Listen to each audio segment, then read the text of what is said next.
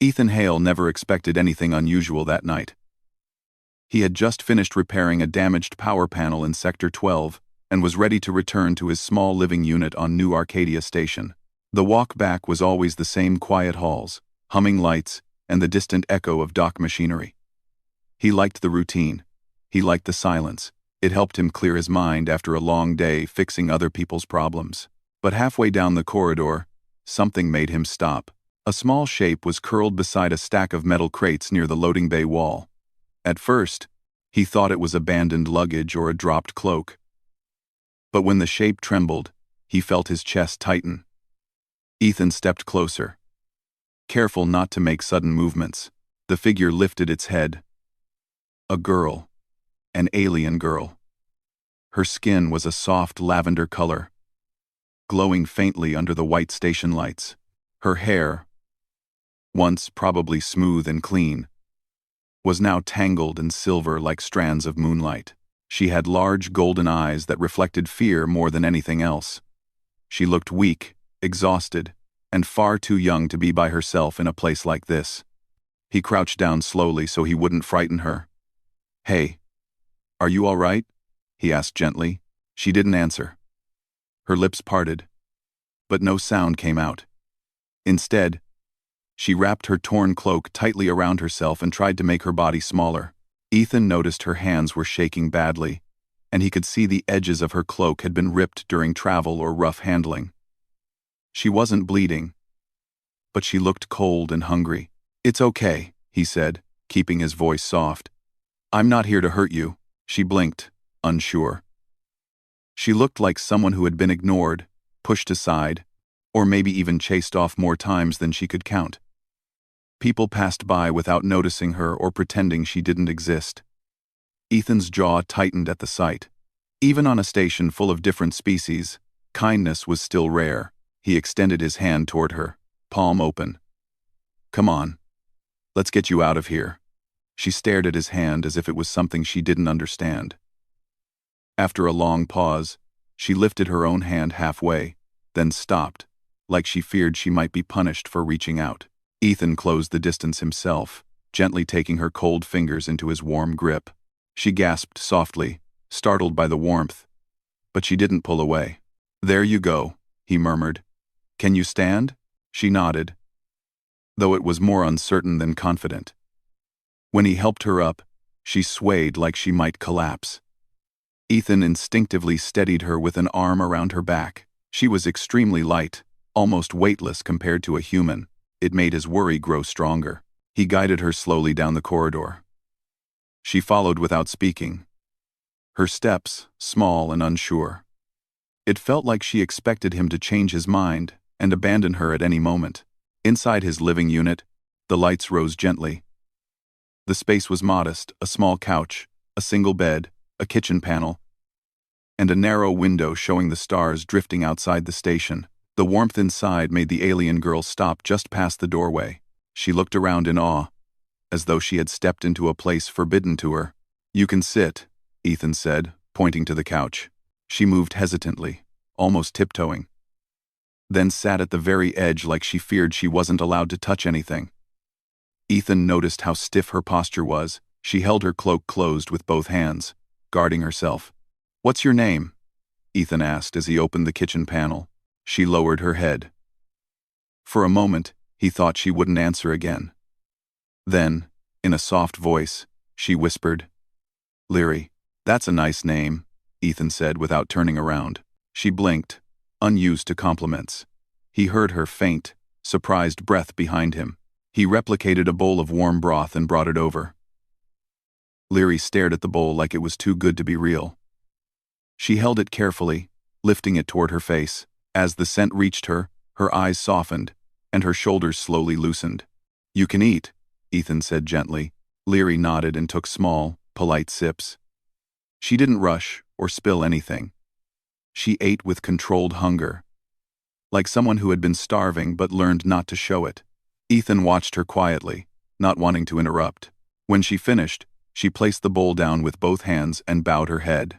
"Thank you, Ethan," she said softly. He gave her a small smile. "You're welcome." She looked away, twisting her fingers nervously. "You are not scared of me?" she asked, her voice barely above a whisper. "Should I be?" he replied. "My people. Many humans fear us," she said. "Some think we bring danger or bad luck. Some think we lie. They say we cannot be trusted." "And what do you think?" Ethan asked. Leary hesitated. Her golden eyes flickered with uncertainty. "I think I only wanted help. I did not come here to hurt anyone." Ethan leaned back and crossed his arms. "Then, I've got no reason to fear you."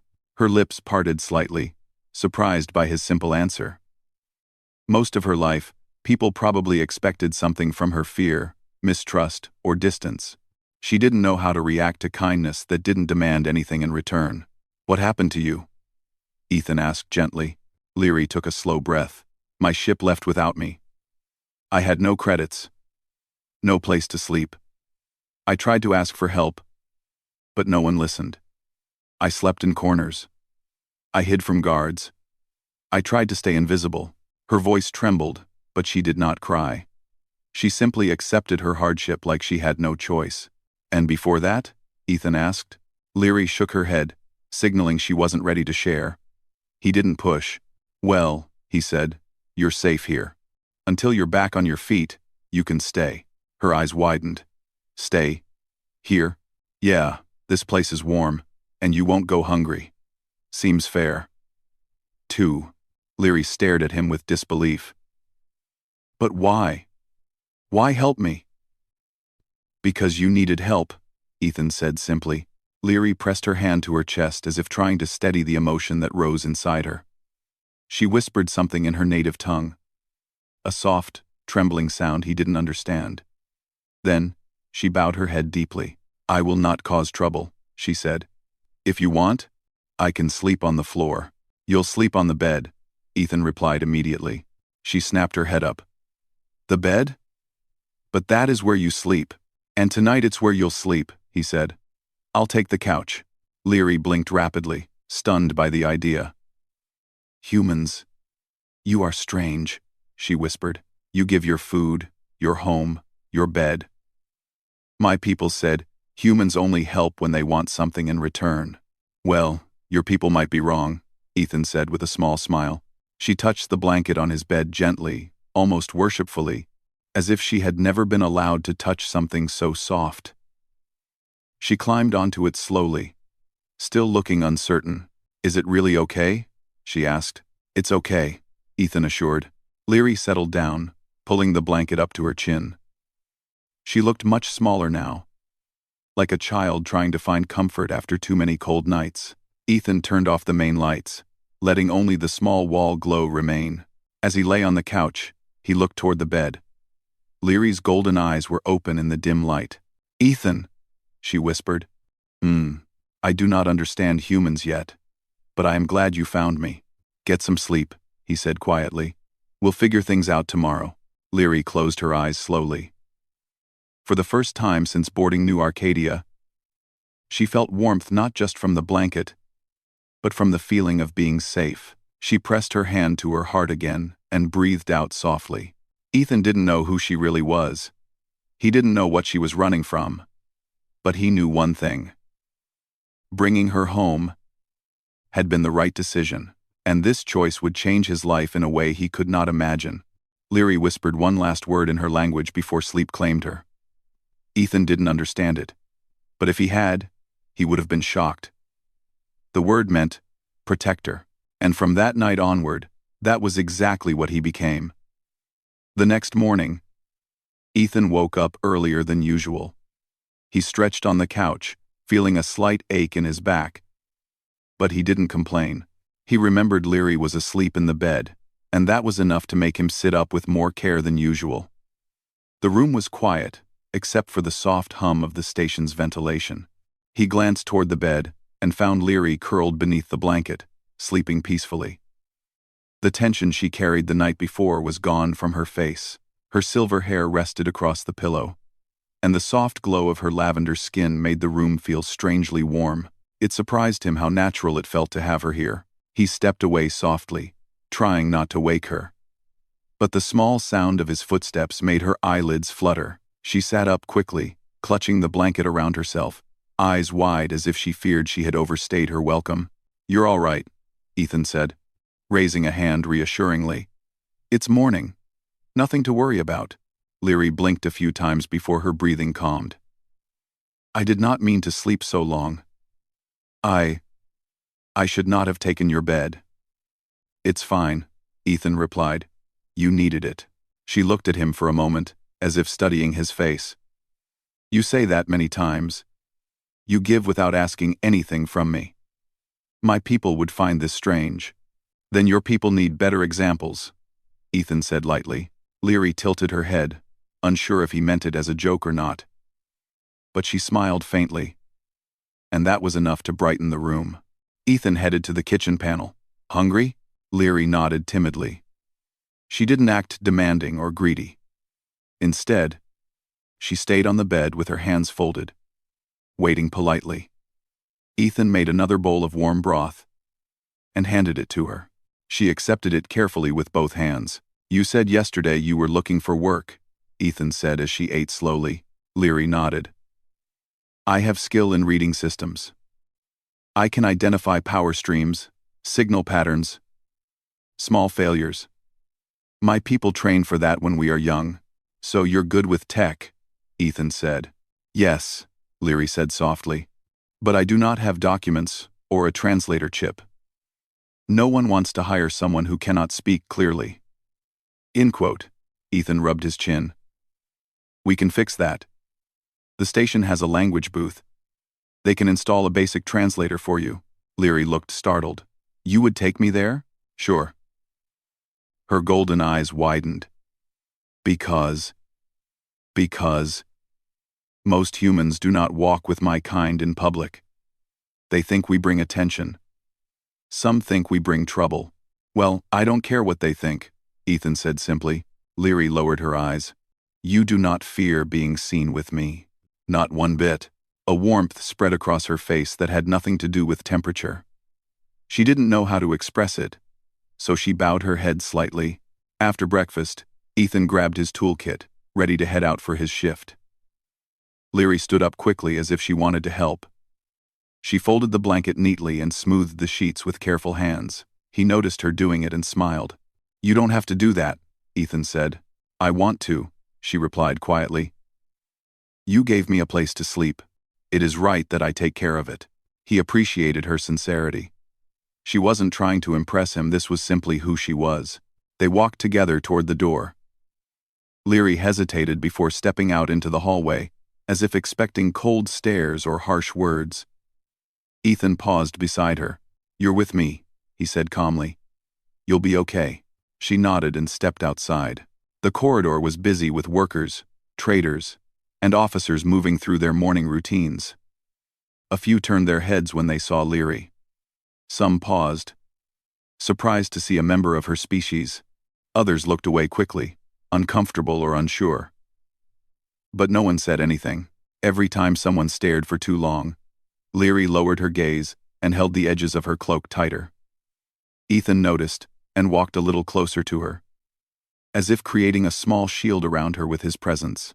She glanced up at him, surprised by how naturally he protected her without making a big scene. At the language booth, an old technician sat behind the counter. He raised an eyebrow when he saw Leary. "She needs a translator chip," Ethan said. The man glanced between the two of them suspiciously.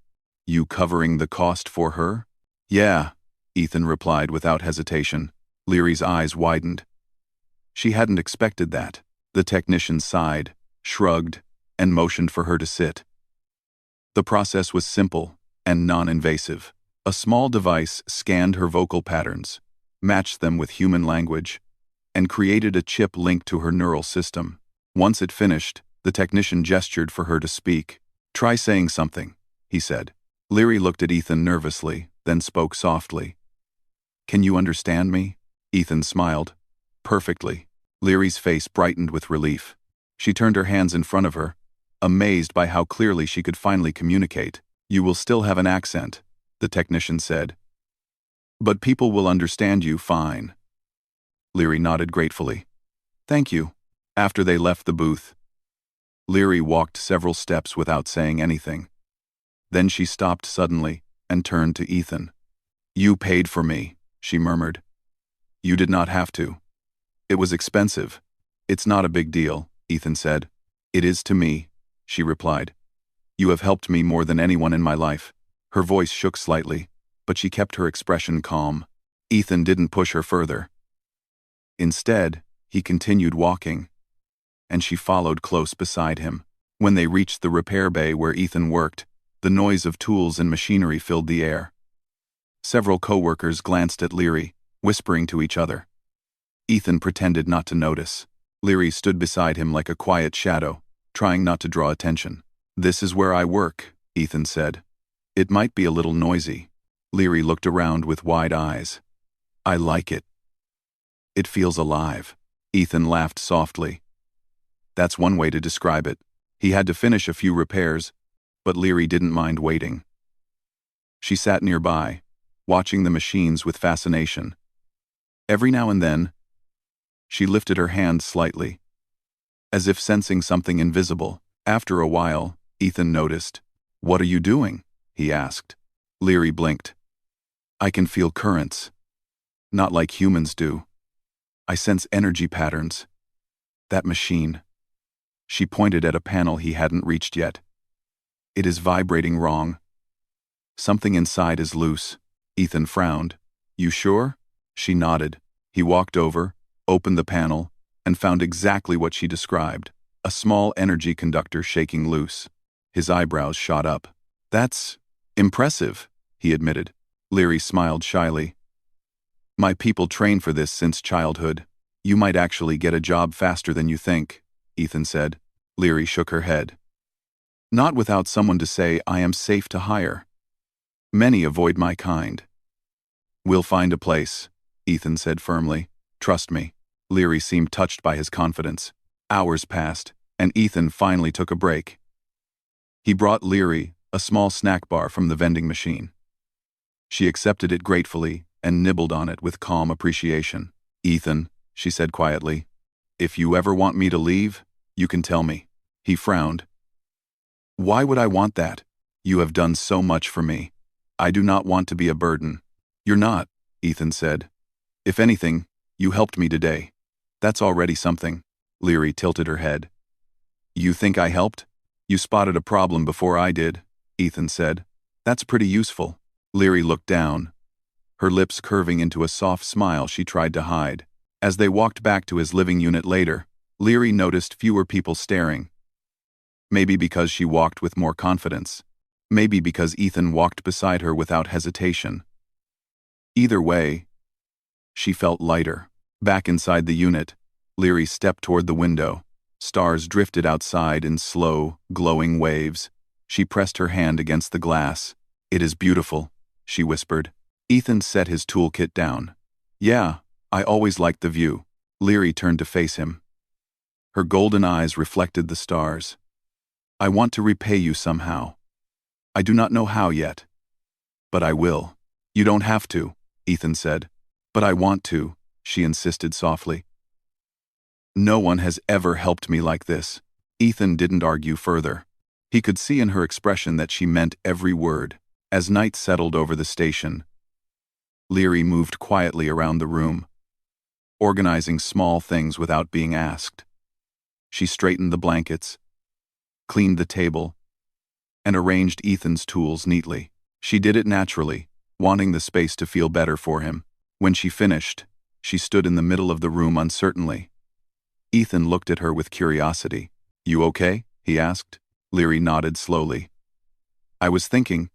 Today felt different. I was not alone.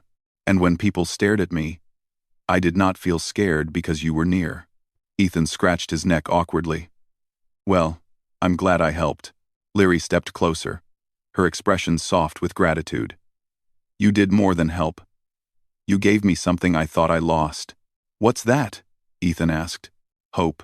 Ethan froze for a moment, not expecting such a deep answer. Leary didn't look away. She meant it. Before he could respond, she added in a small voice. Tomorrow. Can we go look for work? I want to start my new life. Ethan nodded. Yeah. We'll go first thing in the morning. Leary smiled gently, and for the first time, she looked like someone who believed she might actually belong somewhere. As Ethan prepared to sleep on the couch again, he felt something shift inside him. He had taken in a quiet, frightened alien girl, but every hour he spent with her made him realize she was far more than a traveler in trouble. She was smart, kind, and stronger than she knew, and without warning, she was becoming important to him. Leary lay on the bed again, staring at the ceiling with a calm expression. She whispered softly in her language, a word filled with quiet warmth. Then she closed her eyes, unaware that tomorrow would bring challenges neither of them could predict. And Ethan would soon discover that protecting Leary wasn't just kindness anymore. It was becoming something much deeper. The next morning came with a soft glow from the station lights, slowly brightening the living unit. Ethan opened his eyes to the faint smell of warm tea. At first, he wondered if some machine had malfunctioned during the night, but when he sat up, he saw Leary standing near the kitchen panel, holding a steaming cup carefully in both hands. Her silver hair fell gently down her back, and her lavender skin looked softer than before. She had slept well, and it showed. She turned when she heard him move. "Good morning," she said quietly. Ethan blinked, surprised. "You're up early," Leary nodded. "I wanted to do something. I remembered you made tea yesterday evening." I followed the button order. She brought the cup to him shyly, unsure if she had done it right. Ethan accepted it with a small smile. "Thank you. Looks perfect." Leary's face brightened, and she let out a quiet breath of relief. She sat across from him, her fingers folded neatly on her lap. There was something new in her eyes, something he hadn't seen before. Confidence. A small amount. But it was there. "So," Ethan said between sips, "ready to look for work?" Leary nodded. "I am ready." They left the living unit and stepped into the station's morning flow. People hurried to their jobs, carts moved across the walkways, and loud announcements echoed overhead. Leary walked closer to Ethan than before, not because she feared the crowd, but because she felt safer when he was nearby. The first place they visited was a small tech repair shop run by an elderly human named Mara. She raised her eyebrows when she saw Leary but listened when Ethan explained that she was skilled with energy patterns and system flows. Leary tried to speak on her own. "I can sense problems in machines. I can show you." Mara crossed her arms. "All right then. Spot the fault in that box." She pointed to a large crate full of broken panels. Leary moved closer, closing her eyes as if listening. After a moment, she touched the side of one panel. "This one," she said softly. "It has a small short line here." Mara checked it with a scanner. She paused, staring at the correct reading. "Well," Mara muttered, "she's not wrong." Leary bowed politely. "I am trained." Mara still looked hesitant. "I don't know. People might not be happy if I hire someone like you." Leary lowered her eyes, knowing exactly what she meant. Ethan spoke calmly. "She works harder than most people I know." Mara sighed but shook her head. "I need someone with papers. The station rules are strict. I can't risk it." Leary nodded respectfully. "Thank you for considering." They left the shop without complaint. Ethan could tell Leary felt disappointment, but she didn't let it break her. "We'll try somewhere else," Ethan said. They visited 3 more places: an energy hub, a signal monitoring post, and a supply station. Each time, Leary demonstrated her skill. And each time, people praised her ability, but hesitated at the thought of hiring her. Some said they had no space. Others said the rules were too complicated, and a few avoided eye contact entirely. Leary accepted every rejection with quiet grace, but Ethan felt frustration rising inside him. He couldn't understand how people could ignore her talent so easily. After several hours, Leary finally stopped walking. She leaned lightly against the wall. Tired. Ethan turned to her immediately. You okay? Leary nodded. I am fine. Just thinking. What about? She hesitated. Everyone was polite, but they looked at me with questions in their eyes. Not bad questions, but fear. I could feel it. Ethan sighed. People fear what they don't understand. Leary looked up with calm acceptance. I am used to that. He didn't like hearing that. No one should have to be used to fear. They walked toward the central plaza, where holographic trees spun slowly in decorative patterns. Ethan bought 2 small food bars from a vendor. Leary accepted hers with both hands and ate quietly. He noticed she took small bites, as if she didn't want the moment to end too soon. After a few minutes, she spoke softly. Ethan, do you think I will ever belong here? Ethan looked at her gently. Yeah, I think you will. Leary stared at the wrapper in her hands. I want to believe that. They rested for a bit, watching ships come and go through the transparent dome above the plaza. Leary seemed calmer now, comforted by the quietness around them. When they stood to leave, a sudden loud voice echoed across the plaza. There she is. Leary froze instantly. Ethan turned sharply. 3 station officers in dark uniforms were walking toward them. People nearby stepped aside quickly, forming space around the officers. Leary's face turned pale. She gripped her cloak tightly as if bracing for something painful. Ethan moved beside her. What's going on? He asked the officers. The lead officer, a tall man with a stern face, pointed at Leary. She matches the description of an unregistered alien trespasser. She has no documents, no work permit, and no residency approval. Ethan stepped forward. Hold on, she hasn't caused trouble. That doesn't matter, the officer said coldly.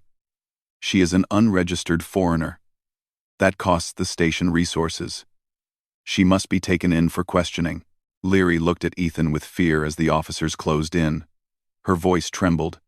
I did not do anything wrong. Ethan clenched his jaw. She's with me. I'm vouching for her. That doesn't change the law, the officer replied. Step aside. Leary moved behind Ethan instinctively, her hands shaking. Ethan stood firm. She's just trying to survive, he said. She deserves basic compassion. She can explain that in holding, the officer said. Leary whispered, Please, I do not want to go. No one is taking you anywhere, Ethan said quietly. The officer stepped closer. Move, human. Ethan did not move. People around them watched nervously. Some whispered about the situation. Others backed away, not wanting to get involved. Leary felt the eyes of everyone around her. Fear tightened her chest. Ethan lifted his chin. She's not dangerous. She's not hurting anyone. The second officer, a woman, crossed her arms. We have orders. She comes with us. Leary's breathing grew sharp. Her species did not handle fear the way humans did. Their bodies reacted more strongly. Ethan could see her trembling grow worse, her fingers curling tightly as if holding something invisible. He didn't know what to do. But he knew he couldn't stand aside. Let me handle her registration, Ethan said. I'll take responsibility. That's not possible, the officer replied. She must be detained first. Leary took a step back, eyes wide. Ethan. Please. He turned slightly toward her. I won't let them take you. Before anyone could speak again, the air around them changed. A faint, shimmering glow appeared around Leary, almost like dust made of light. Her golden eyes brightened, and Ethan felt a soft wave of energy pulse outward. It wasn't violent. It wasn't dangerous, but it was strong enough to push the officers back a few steps. What was that? One officer shouted. Leary gasped and covered her mouth. I didn't mean to. Please, I'm sorry, I'm scared. The glow vanished instantly. People around them stared with a mix of awe and fear. Someone whispered, She's one of them. The officers looked stunned but regained their stance quickly. Now she really has to come with us, the lead officer said. That energy burst was a violation of station safety. Leary shook her head desperately. I did not attack. Ethan stepped forward again. Enough. She didn't hurt anyone. She reacted. Because you cornered her, the officer glared. Move or you'll face penalties too. For a moment, it felt like the entire station held its breath. Ethan made his decision. No, he said firmly. I'm not moving. The officer raised his hand to push him aside, but Ethan grabbed his wrist gently yet firmly. Back off, Ethan said, calm but solid. The officer pulled his hand away, more frustrated than hurt. You're making a mistake. Oh, Ethan didn't care. He moved closer to Leary, placing himself directly between her and the officers. Leary looked up at him with trembling eyes. She whispered, "Why do you protect me this much?" Ethan didn't look away from the officers. Because someone has to. The officers exchanged looks, unsure of how to proceed. Detaining someone was one thing.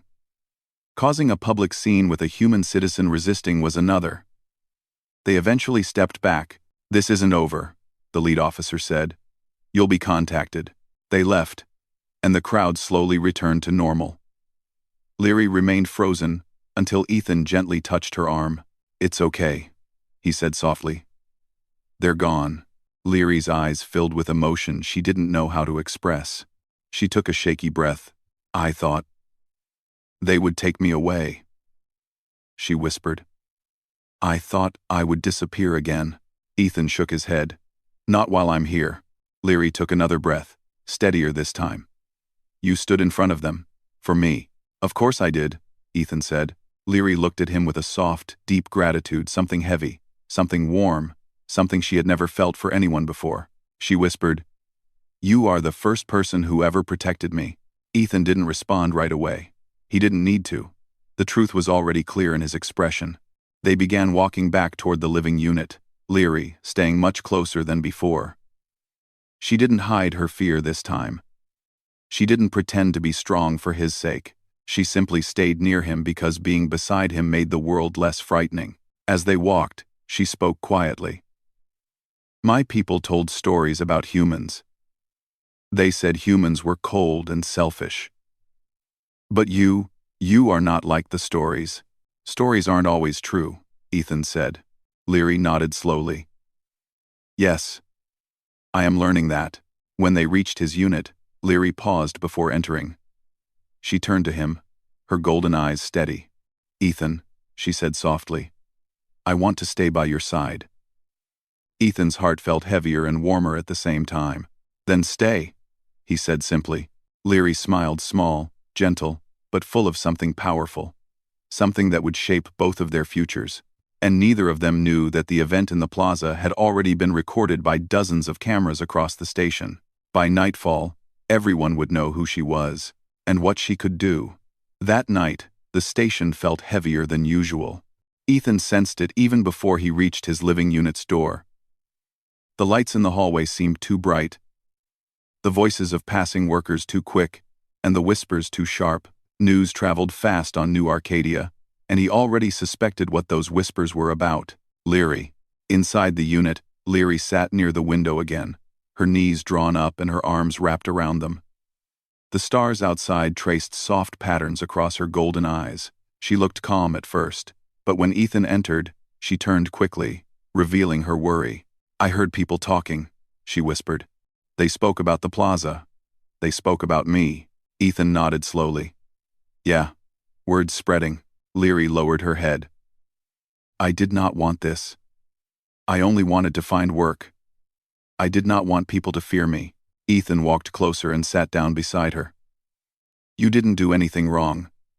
Anyone would react if officers cornered them like that." Leary kept her gaze on the stars. "But humans do not glow. Humans do not push people without touching. My kind, we are different. People do not like different." Ethan shook his head. "Not everyone thinks that way." Leary turned toward him, her voice small. "But many will." He didn't deny it. Instead, he reached out and placed a gentle hand over hers. She flinched at the warmth, but then relaxed slowly. She seemed to draw comfort from even the smallest touch. "We'll face it together," Ethan said. Leary's lips parted, touched by the word, "together." She looked at him with a softness that made his chest tighten. "Thank you," she whispered. They spent the rest of the evening quietly. Leary helped straighten the room, folding blankets, organizing the tools Ethan had left scattered after his long day. She worked carefully, as though giving order to the room might quiet her thoughts. Later, when she rested on the bed, she stared at the ceiling for a long time before speaking again. "If the officers come back, will you be in danger because of me?" she asked. Ethan leaned back on the couch. "They might complain, maybe shout, but I'll deal with it. And if they force you to hand me over, I won't," he said simply. Leary's eyes softened again, filled with something she had never allowed herself to feel: trust. She closed her eyes slowly, letting the comfort settle around her. Morning came sooner than expected. Ethan woke to the sound of a sharp buzz at the door panel. Not a casual knock, a firm, official alert. He sat up immediately. Leary stirred on the bed, blinking with fear as the buzzing continued. "They are here," she whispered. "Stay behind me," Ethan said. He stepped to the door and opened it. 2 officers stood outside, not the ones from the plaza, but higher ranked. Their uniforms were cleaner, their badges brighter, and their expressions far more serious. Behind them stood a tall, important-looking man with deep lines on his face and sharp eyes. "Ethan Hale," the man said. "I'm Administrator Thorne. I oversee station security." Ethan didn't flinch. "What do you want?" Thorne didn't answer immediately. He looked past Ethan, noticing Leary standing quietly in the back of the room, her cloak wrapped tightly around her, her posture small, like the first night Ethan found her. Thorne stepped inside without waiting for permission. Ethan moved slightly to block him, but the officers raised their hands. "We're not here to harm anyone," Thorne said. "You can relax." Ethan didn't relax. Leary stayed frozen, her fingers curled nervously. Thorne studied her with calm curiosity. Not fear, not anger. Something else. "You caused quite a stir yesterday," he said to Leary. "The plaza cameras captured everything." Leary swallowed hard. "I did not mean to cause trouble. I did not attack anyone." "I know," Thorne replied. Leary looked surprised. Ethan folded his arms. "Then why are you here?" Thorne finally turned to Ethan. "Because a reaction like hers isn't something we can ignore. That energy pulse suggests she has abilities we didn't know about. Abilities that could be dangerous if uncontrolled." Leary's shoulders tensed. "I was scared. I did not want to hurt anyone." Thorne nodded calmly. "I believe you." Both Ethan and Leary blinked in surprise. "But the station needs to know what you are capable of," Thorne continued. "We need to understand your species. For the safety of everyone, including you." Leary's lips trembled. Are you taking me away?" "No," Thorne said. "Not unless you refuse to cooperate." Ethan stepped forward. "She's not going anywhere alone." Thorne raised an eyebrow. "Is that so?" "Yes," Ethan said firmly. Thorne studied Ethan's face, then cracked a small smile. "You're loyal. I can respect that." He turned to Leary again. "Your energy reaction suggests a rare ability. Something your people kept hidden." Leary hesitated before speaking. "My kind can create harmonic fields. We use them to calm our young or soothe animals. It is not meant for fighting." "Yet it pushed 3 officers backward," Thorne said. Leary lowered her head in embarrassment. "Fear makes it stronger." Thorne exhaled slowly. "I'm not here to punish you. I'm trying to prevent panic. If people see that you are not a threat, we can integrate you into the system properly." Ethan frowned. "How do you plan to do that?" Thorne pointed to Leary. "I want to run a few controlled tests. Quiet, simple, non-invasive. We observe, we learn, and we prove to the public that she's safe." Leary looked uneasy. "Tests?" Ethan turned to her immediately. "You don't have to do anything you don't want." Leary shook her head. "No. If it helps, I will do it. I do not want people to fear me." Thorne nodded approvingly. "Good. And Ethan, your presence will be allowed during all tests, considering your protective nature." Ethan felt tension leave his shoulders. "All right. Then she won't be alone." Leary relaxed slightly at those words. Thorn stepped back toward the door. Prepare her. We'll return in 2 hours. When they left, Leary slowly turned to Ethan. Do you think this is safe? I'll be with you the whole time, Ethan said. I won't let anything happen. Leary nodded, trusting him completely. 2 hours later, Thorn returned, and they walked together through the quiet, wide halls of the upper station sector. Leary stayed close to Ethan, her steps small and careful. The testing chamber wasn't frightening, just a bright room with soft panels and gentle sound waves humming in the air. The officers stayed outside. Only Thorn and 2 scientists entered. They asked Leary simple questions, like how her ability worked, when it appeared, and whether it caused her pain. Leary answered honestly, calmly, even though her hands trembled. When she stood in the middle of the room to demonstrate the harmonic field, Ethan stepped beside her. You okay? He asked. Leary nodded. I will try. Also, she closed her eyes. Her breathing slowed. A soft glow formed around her again, but this time, it didn't push anyone. Instead, it filled the room with a gentle warmth. The scientists were amazed. It's like a calming wave, one whispered. Thorn folded his arms. Harmless. Leary opened her eyes slowly, the glow fading. It is meant to comfort, not to hurt. The test continued, and by the end, everyone in the room wore softer expressions. Ethan placed a reassuring hand on Leary's back. You did great. She smiled shyly. I was not scared. You were here. When the tests ended, Thorn walked up to them. Well, he said, I can officially confirm she poses no threat. I'll clear her record, authorize a temporary ID, and grant her permission to seek employment. Leary gasped softly. Truly, truly, Thorn said with a small smile. You've proven yourself. Leary bowed deeply. Thank you. Ethan breathed out with relief. As they walked back to the living unit, Leary stayed so close their arms almost touched. Ethan, she said softly. Yeah? Why did you stand with me the whole time?